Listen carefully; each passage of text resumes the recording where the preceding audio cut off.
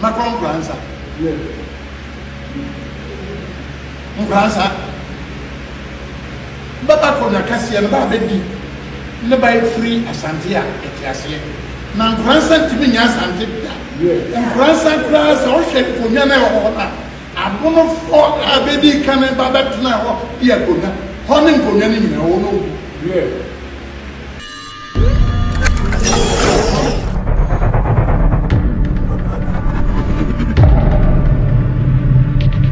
Abusia edini yesay enu oni so tvgh edini yesay so tvgh so nya subscribe channel subscribe no like no comment no share dem afro so nya be dey ahwe ayeye mo son for kolas kan na masat na se foforo bio ene so da foforo kwa de foforo asem foforo kwa me de bebre wo because asembe na sie die na aba ya die na aba ye na nadom ahene na nsen wasade nsem bia betutudwa obetutu bia mane aba park no so bio ai obetutu bia aba park no so anya asem keto akora we be say ase no beka bio nana de em say nana me din trend ya no wompo me nana ma de nyina na adom ahene on trend ya no wompe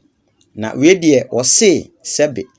ka kumejin ko me wa akotie ensem na ba na before se be kono me nche wade bi se upese utwa video live program bia ya upese utwa coverage the wedding a year pese utwa ma nko a fa number na etwa go na frɛ so TV office be boa mo yetwa live coverage na de ama pepe wo pese o ye live coverage ba social media so o ye wedding ni nyina be twa de the amount pepe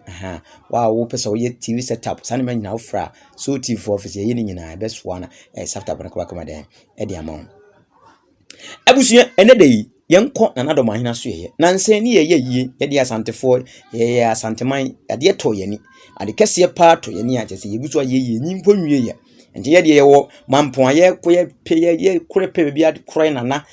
da sebre o se bonsu aye on man ye tete se nana da nana jumabedi so atoto bo aba park no so nya asam keto me kura me so ye se so ba hokra me te se so ba ho ai ba me ko hwi me se wantimi ama ya ye wotutu bi man park no se wo se nkransa enya asante dia wo se nkransa enya asante dia nkransa ntimi nya asante fo dia da ya bunofo edia bunofo asase enti na obeba nkransa ababe ni nanabafo pim ya odi otoso no nanabafo osi su na nsen ya nkransa hema henme ene ne hema oba betena se no ma behia na de ohubi omaka na minum de bekoso ho de na mepese yenkunenkunku tie ye nanadom ahene ne nsem bia odi atudwa se eye nkransa ntimi nye asante man dia da nkutie masisia Macron Fransa. Fransa. Baba kona Cassia and Baby. Never free Asantia, Etiasia. Now Fransa to me, Asantita. Fransa class or shake for Yana. I'm one of four baby coming back to now. Here, Honey Ponyani, no. Ben Krum, Akasiano, I'm not from the war. Opa, Ghana. Clothes is a break. Now I want to say yesterday. Baby, I'm one of four. Bawa, that can't go. Don't walk about your break. Now don't go now. Fransa mine to see. Or your beer and Panasa. All I need is shirt. Asante anyhow. Namo. You be here to Cassia can be. Yes, I know about Tono. Yes, I know about Tono. Yes, I know about Tono. Fransa. Okay, I for Cassia and Sir, better by Mama Swat. Bakuya Doma, Bakuya Fransa, your two for Fransa, I could not Cassia. I don't Fransa in the name. I could damn it. Who can't be damn it? I could not get away. Or better than I get with Janamani. The other Badum, my cat. I am yeah. Mamma, we are making about us. The Pierre Fossil and ye, there be one that I shall a while. that be an affordable idea, they may hear from this year. Been betting can say be an affordable yenchi. Ne, Sumeja. Meaning the only animal Sumeja for. The man can Sumeja go that it's sure. The man, nay, young Mabakaya. I have fear for my back. Yanni a fox now, Sumeja. Yeah, young fresh Sumeja, it is a beer. Young can send me a mother fresh Sumeja by a muga. The man, as some are making, the new way out. Obia pasa ono kanaba ko sema isa na sana ko nyanda na moba so chiro ta na ko nyoba ra hono go so de ro se tan ana ne dia se tan ana wa musa ka ko nyama sema ba se sana asuma jahne ben ka so ne ye de na please ana ye sana ba ka ena doma titro ntini ba paso ba sesa ne ba sesa onye ni because asumaja doma afo okohwe we di mayima abrofo ba ba tene dada doma afo yenchi akra ye dai kuro ba nyenu betima atu afiri kakra nye da bi ba ka nye yenchi ye tufiri ho nye no na ba ka asumaja nti between 1640 kosi se Sumeja hene a odi kan baaye won ko so ho se sa ta pe ko be da so tia Sumeja ho no be mu se ba ko nyam ho do fi ba be fi ni en ma Sumeja na de ba kan ko no ba be fi fo me baaye a de na boy en fi ko mo woto anya no ko ya ba ka wa ba ko sem se u fi fo ko kwa a de ma do ta so de no ba ja ki ye fi fo Yanina, you was sure some night, Mariam, a brofo, but the Gramosun not high. And none of my dear, now 4 years too bad. If we put the brother Babu, we are winning Sabah because of Manu. Now back I be an abuse, young as 77. In your penny, Nankaya, no can like us all your dear abuse. Oh, I didn't know your dear abuse. Because culturally say Emra Yanebe I am for near Dunu I do back on my pine. You will not tell you by they can't see what to me now. Bano, I am him on a boy. Or tonight, as all Bazzi or buy only in the buy. And then till the dog boy at the end of this, I confront you like you get that. Oba no ni tu nti me de me na na no maka kire me abakosem ama ya de na hia me nsesa ne da obia otisa hwane e wo Ghana ha na wo sesa abakosem a ni ntitro e fa doma e fa bono ho me nti wase da biara na ti a me nti wase me nsesa ni mu na nsesa bi me boase na mo ko kasa Kakum abusuaji kwa kuonu mu amutie mo nsem mote no nansem no kan asamote ya na tore bia ye wonsem bi wono mu a ebi ono no me huni se ono no ebi na de hwem wo hwia du ba bia ne wa hwem wo de kasa wo de ka because sebi even eye tachimampo no woni nkransa bohye kura no wonka se nkransa kuro ye ne dia wonka se nkransa kuro ne dia na mentina no da mo ahina si wo na wadama da bia me kasa me na mimi manu ntia wo but ensem bi wo no ma ya ma meka mama de tutu wo mapa ma mrantie no embe so jansi wo so wadaro mani die mpa nye wo nsem bi wo me meka emma park no so emma mrantie ne nso nsi wo so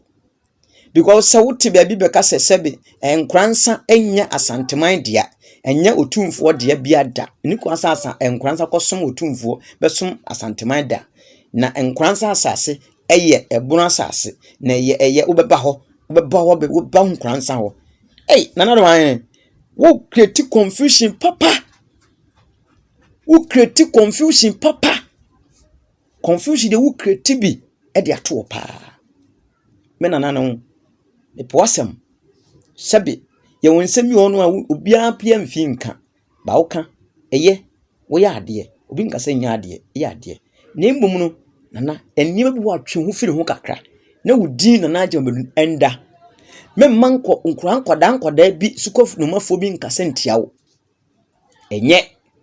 suko no mafo bi ne ko ho kasa tiawo enye because eni die ni bua asantefo ye binum de ma no enye bini you respect you a lot minim say undidi na asante hina tem dade but onsem kan ye bia wo ka bia na ya na etam eta akokere sasa ya tatem die ene ya na mamra nche ne baba woni bi so kam na sumonim kasa tiawo bebirebe no bide adesere mesere se ubetimi a twitwa wonsam so free asante nsam ho mentia sase wan kan asante asem a nse wunya woke bibie na so wan kan asante asem asa wunya feel comfortable tite be paso prebetum wo pra asante betu bibie mbune mu na wo create confusion is as ade ya wuye wo create different adefofo betu wo betene ntokofofo asa asore wukro ya na najema bedu wukro ya na oye matachiman ene mranti eye end konto to watim watim kame bae wukro ya tina wadabroma high court judge pani uya high court pani mo high judge court pani mo eni bebu onu masabi na woma ebi kwa wona nanom eni bebu onu manana wada manka betu atwitwa so yi won firi mu mesrewo wona na ne yen o ma ne yen. That doesn't mean say me papa ya ade chemene papa ya ade nya me ntimi kancho. I will tell you the truth. Meka kirew. Meka. Enye se me be fa me sian de say bi do atemi nya mi do atemuta. But I will tell you the truth say na ade e ekoso enye. Ade na ekoso enye emma mpuntu ma, emma asumdue ma. Because na woni ma nketingeti bia wo ye bia ne ko esa say problem na wo create de beto. Wo create problem ko na de ba. Wo create problem ko na de ba. Medie kakra me tie wonsam kan mu no niam bi mu no je me madwen kire na me da meka me asa meka obenya kwaso yampani ba bedi matem obenya obi wo be kan kwasema kire me se ai mini wafutu am ngoto bi fo wo hene na naje mabadu ete wonom no ade na wo hu nyansa na wontu no fo nka bi nkira no na naje mabadu ye me na bi sabi wono kura ya kanani na me ka ati ase wo ya kanani wo free asante mu ha na wo de kwotena honom no ma hene wo do ma akro nu enti se me na ye ade ne nkoyie na meka menka mi medidi na tem menka sentia ne da but meka ne nchecha wu a chense eni bi koso a ontwitwa ne nsam so kro no nyai na emwa no nkransa fo tuma bi e ma so ka se nkransa kro enya asante dia emtimi nya asante dia da na baba ho ko na kwaju oni so kona kwaju oni so tenza nkransa fo ne ka nkransa fo so ye bema pa tisi nkransa mati ne besi wo no se wo bema fa boys ne ka ho ne ko sana nkransa fo ne ka omamani omode mane ama wo no omo si se wo so be ban nkransa wo ba ho ne bia wo be ye to ba to na umma obi ana obi mati nkonya nkwatena ase because omo nhye wase wo mo nhye wase na omo aba no be wo be kan se me na kire wo mo enka matachi mampokura na omo nya saade wesi wo freedom ayin kro ton wo sa anti nyama wo ye na me nti wase o me nana enye omo enka no kranchi enye wo kromfo bi kura support sorry tell us man say enye ebi no nya adwene wana na matran konya kura wo do man kura no wonu nya adwene ne bi hu but omutimi nka so what ya nana enti mesrew me nana no sabe ade bi koye ne ntwa ye na nya ye be ka kirew se nana ade be di nya o because ye di watema be ye meya aye di watema ye meya saa so na abunfo mi di krobia sante kotoko atema ye meya ba me se asante me tete me ya nya me o sante ri hie bia tete no ya nya no dise wo na wo se wunya sante no sa wo panimu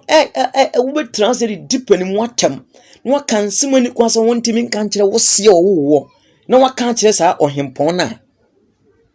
me kan kire wo se me ya tete me ba wo ya tete ya ye o se se bia tete aboa no so what you say intira me ka se me sante di hie bia tete ya nya no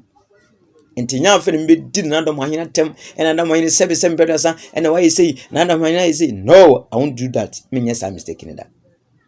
because obra wa bone mu bi da di bra wo mini ho what you say eni die ni buo bi yesa ni ma me hene bia kro bia sante koto nya me kesi bia no me ma obi but me mesra wo say wonsam kan ye no bi wo atwetwa so na emwa wo wonsam kan bi wonana wadaro ma twetwa so na emwa wo emfam pumtuo ma emfa yedie bi ama entwi sika bi ma ba bi o nana nka ye peace na ma ye ho ye ho sa wonsam ya wo ye nana wonsam ya wo kekan wo ka ama tan bi abeda abonofo ne asantefo ni bintam ebi kura sia mo no ne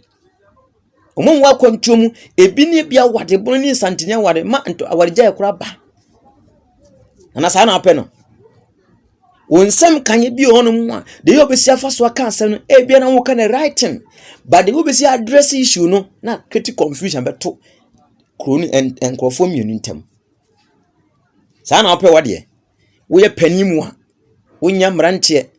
na semensem wo address just like that. History wo can history mom prove like empeja history man, but doesn't mean say for be obi kuro na so be history be from no wontimi nya sa eno obi ntwema obi antwe he wo ye de na dom ahene wada ama na wo ye de asante wodi nkan wa Ghana ha tribal ayi ben tribal ben na wo Ghana se ye wo se oto asante e bibia mu wo be kan say yempe school ye ko school pa ye say business ye pesika abunofo ne asante ni problem be na do mahene wa pese ye ni omu ye ni ye hu nya problem sa na wo ye hu ni ye nyina kire sa ne ombesa kan se ye kire se wo pese se ye nya problem sa me bo asema o ke sa na pese o kire ti me die kakra metiba ka chime na no de wo ye no emfam puntu bi ama emfa sika bi ama emfam puntu kese bi ama sebe do ma ahinkru ma na asante mu hase ma sabio eye ye nana firi mu ikura nka wunya ka betima ba bio enso wonsem kan bi nti wuntimi ma wati ase oniema bi a waye ye nti wuntimi ma wo ba betima ba wuntimi ma nke efe kenye Ghana fo sena president mo ba ye president former president Kufuor sitting president John Mahama Kurowura kotoko hene mo ba ye nka so ba bi nka efe enso ntimi ma na wonsem kan bi nti sabe de waye onima bi akwa esase anoma akoko ne koni okwa TV conference no ba na fa bebusa sane ekoye ba mesrew me nana ne bibia ne mintimi ni watem but you should create a problem beto asante ne ebonofo ntam na asante ne bono ni problem bia wonsem kan bi na ma atan abeda yentam manti ase bi nya adwuma u project sabe wa ya friends say wo culture eye sani asante man ya project e culture duru ba bia level bia na untimi nto yen obeda ato yen edini so TVGH eye na nadom ahene ensem bia sabe okan eto wo se eye nkransa enye asante diada na obeba nkransa aba abeja asase no so obeja asase obede ne wonsem ena meka ho asem ti wonti wa bibi kiri wadfo adwo nkire bra na wa advice fa bra nyemfa me nana ye nana no enya atimidi meni na tem ne bi no no wonti ase no wo che na adwen na confusion na o create ne mpese ehun hia because the wu ye nyina kwa esa ni bre woni bra santeman woni bre otumfo ena otumfo so ba bi ono won ntimi nuru ho so titum de bia otumfo won ntimi nuru ho senia sabe mamu perimfo ebe ye otumfo ne nya wo saa ditum ende wo ye den ye kwa wo ye pusa kentema onto asanteman da samba kwa ye de na wo senkuranza ye beje okuru ne kwa tim kwa saka ho brodoma ho ye beje ye besizi wa panwo firikuru nso ya jikuru aka ya wo ya so tanana besere wadaroma e basa na asesebe mrantie no mu kasetia wo Ididi watem kan semeni kwa se ka kire wo enye wo ma mo be kwa social media so ko hu no bi di watem no bi kan semeni kwa so ka kire wo be ye wo ba ya emwa because udibra won mo ede edu na wonye okura no emu odu yenso mu yie nana na ma nka achi saa watimi wa kamin nyina betwa na adom ahene fa kese no egina wo so fa kese egina wo so saa mranti ya mo hye achi so machi mu nyina so machi eye adwie meeting so ma Chunu Jonas mo Freedom ahwa mo ene ahene David mo membe meeting na even ko ohema media ko abofre wo mo na nka mo nsori nti Asante Kingdom no enya adwuma na yesi ufuru ye kuma pema afimeba sana Asante Mate tini yesi Asante menche betie ho no enche Asante ye tie ho simple kra wo dem temo ho enche Asante betie ho mo yembe hyemo enche Asante betie ho tebusuafo edina eso TVG sem dika ka unya subscribe no like no comment no share dem ho froso yin enya bia hwe edine Kwaku Alaska me am di dwumadi hu chia me edine Kwaku Alaska binimosia da senne beto aso pia. So thank you for watching the video. Thank you for subscribing to my channel. And thank you to those who are about to subscribe to the channel. Please subscribe to the channel and share and like the videos that I give you.